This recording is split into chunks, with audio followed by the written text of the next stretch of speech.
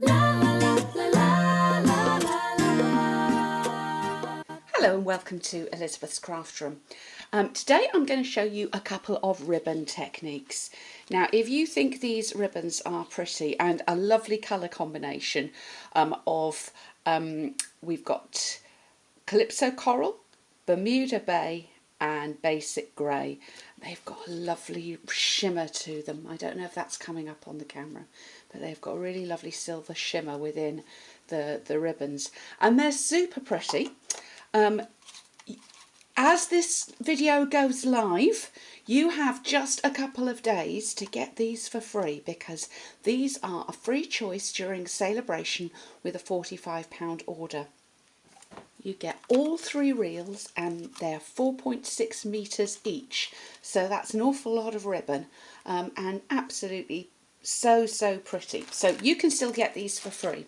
But I wanted to show you today some ribbon techniques, different ways that you can use them on your projects, other than just tying a regular bow. Now, one of the things that's quite tricky, I think, sometimes is tying a tiny bow when you want just a little tiny one, like one of these. And the easiest way, I think, is using the fork technique. Now, in this, you take a fork, and the size of the fork will determine how big your bow is going to be. So let me show you. So you lay your ribbon across the front of the fork. I'm going to bring it round the back, through the middle tine going front to back, over the top and through that middle tine again, and then I'm going to tie a knot. And that will make each time, she says, dropping it, a perfect little bow. How cute is that? Can you see how sweet that is? And you can trim off the base pieces wherever you want them to be. I tend to put a little bit of snail behind to just hold those in the position that I want them to stick in, or a glue dot works well as well. But it does make a really cute little mini bow. Okay, so there's that one. Next one I'm going to show you, which we have used in class from time to time, is a pleated ribbon. So you need a bit of adhesive across. You can use snail, or you can use something like a tear and tape, but you want a line of adhesive going across, preferably the same width as the ribbon. I'm a little bit wide here with my adhesive, so I probably would have gone with tear and tape if I was doing this on a project. And literally all you do is pleat,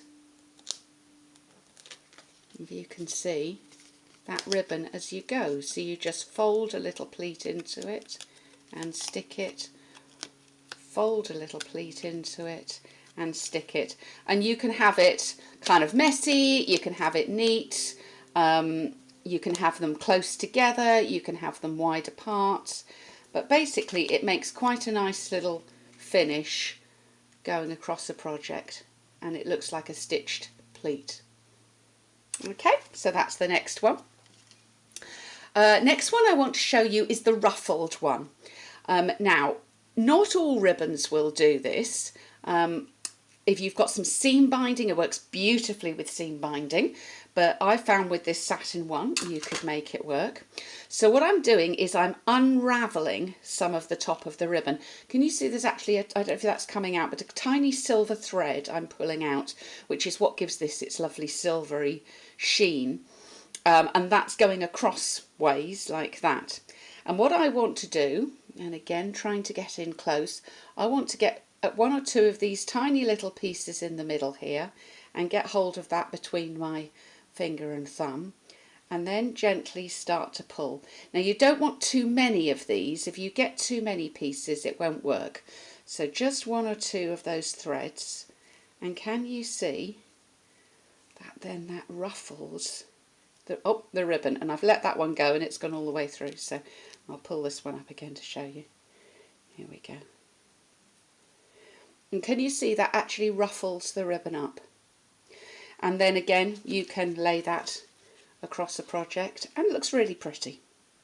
So that's ruffled ribbon. Right, the third technique I'm going to show you is these curled ribbons. Now, I didn't know you could do this with ribbon. I obviously knew you could do it with a paper type ribbon on the back of some scissors, but I didn't know you could do it with regular ribbon until I saw it in the Celebration book, and it is mentioned there. So the first thing I need to do is to wet my ribbon, and I'm just going to use a spritzer and make sure it's pretty damp.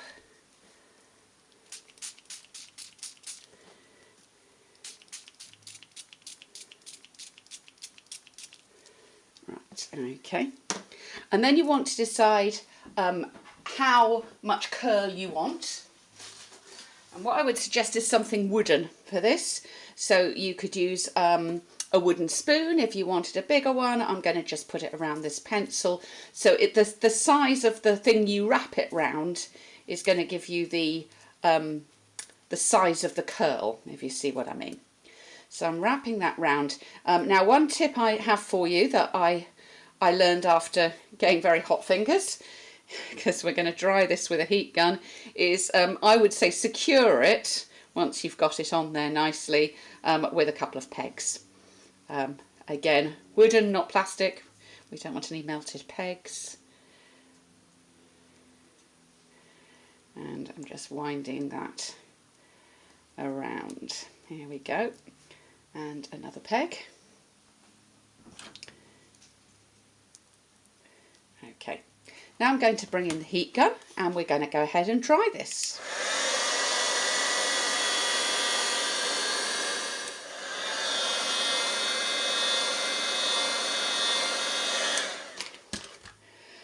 Right, so let's see how we've done.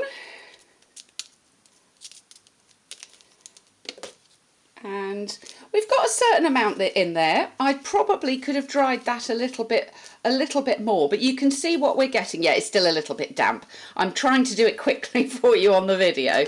But you can see that this I did quite a few weeks ago.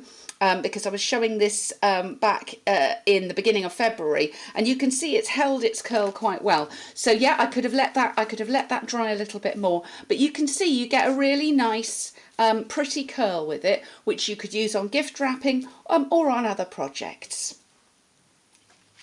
So there you go, pretty ribbon.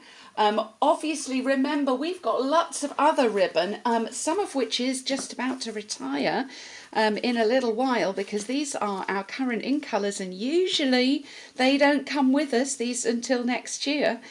So if you like any of the ribbons in the catalogue, it's a good time to stock up and have a go with some of those techniques.